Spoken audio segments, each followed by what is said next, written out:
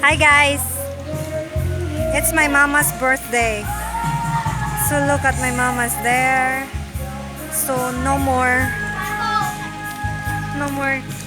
people to come here and swim. Only those kids over there. There. These are my nephews. My cousin. Say hello! Hello to my vlog.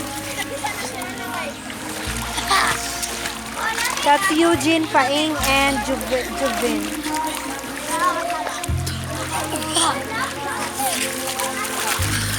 Tingnan, shout out. Shout out to Tita Jela.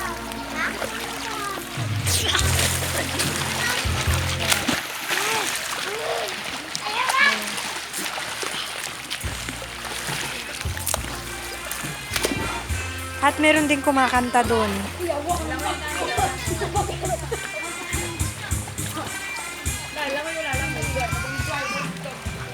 Guys, tingnan natin yung kumakanta, guys.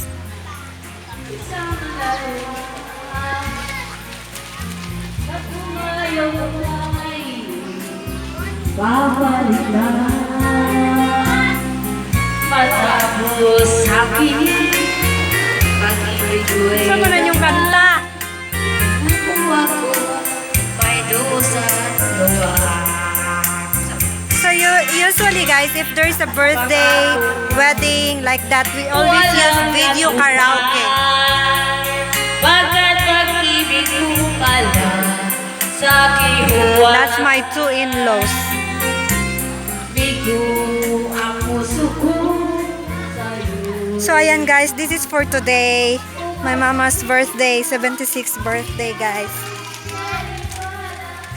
That. Ba't parang malungkot yung nagbe-birthday? Malamig? Dala na ako Ano ngay mang? Ha? Anong masasabi mo ngay mang? Ganyan siya guys, wala na po siya ngipin. Wala kang ngipin? Ay, wala. So anong masasabi mo? What can you say on your birthday? I'm very thankful What? because I reached the age of 76 already. And thank you for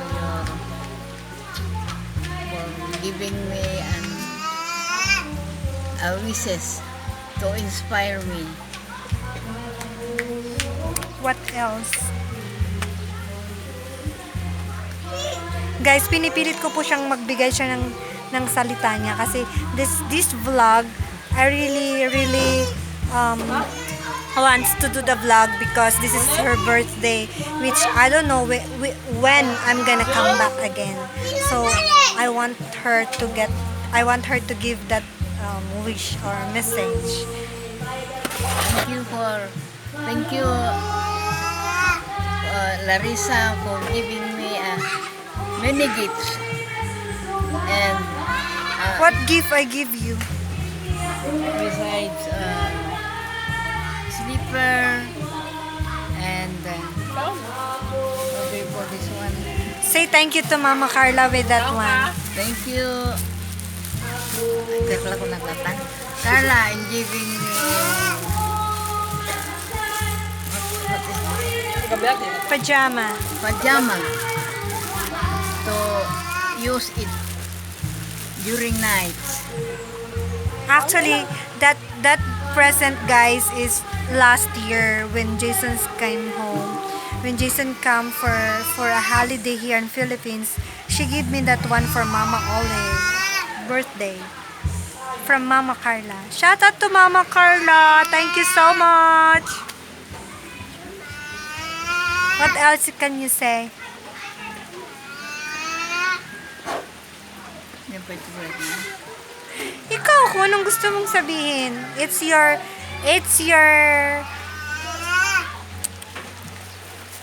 time to show. I'm very happy. I thank to God because I've reached 76, and I don't know if how many years more to that I will, how many years more to that I will be alive. You will be alive. You will be alive. Be alive. What's your wish? Though I'm Doon ka poor. tumingin, no? Anong wish mo? I'm poor, but I would like that. I hope if God will give more help so that I can work on my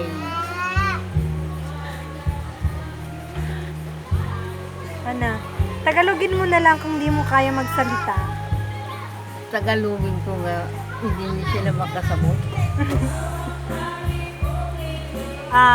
My wish for my mama's birthday is I don't know when I don't know kung kailan ako aalis. I don't know if makakabalik pa ba ako dito. Though makakabalik ako dito pero matatagalan pa. So, wish ko lang mamang sana mababa buhay mo. Sana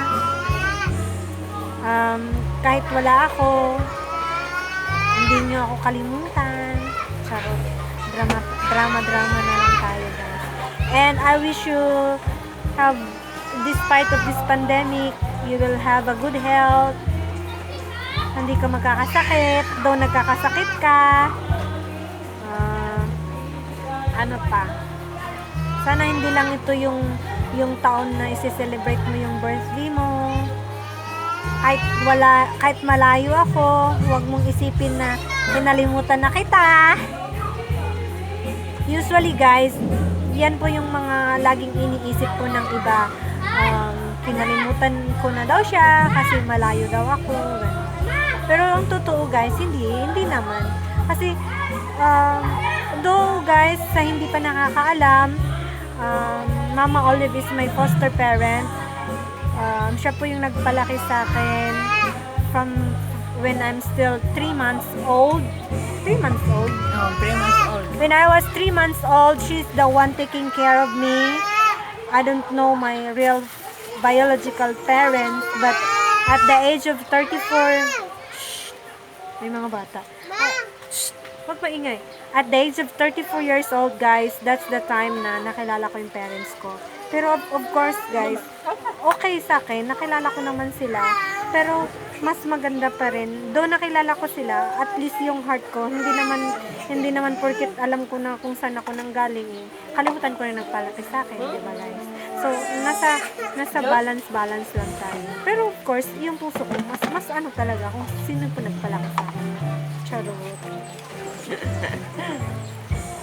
Kaya, thank you so much. Napakalaki po yung napakalaki po yung papasalamat ko kasi nakauwi din ako sa wakas.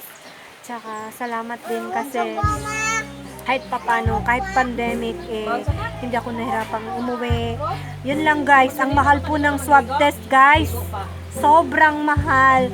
Kaya ayun, ginagawan din ng paraan para makauwi din agad kasi actually, ang sarap pang magstay dito ng matagal. Kaso, anytime kasi yung schedule ko kasi for my interview at saka medical ko is malapit na. Kaya ayokong magstay dito kasi malayo. Tsaka, ang alam ko, marami kasi mga protocol na sinusunod dito sa Mindanao area. Mahirapan po ako. Kaya gusto ko, doon na lang muna ako sa La Union. Kaya, Mamang Olive, hindi ko alam kailan naman ako ulit uuwi dito. Kaya grinab ko na rin na umuwi sa birthday. Yun lang. At least nakita ko din silang lahat. Nakita ko si Mylene. Nakita ko si Bibi. Ayan. So, thank you so much sa lahat-lahat. Tsaka, ayun, ingat ka lang palagi kahit wala ako. Wag hang kay agladladingit. You know guys, agladladingit guys.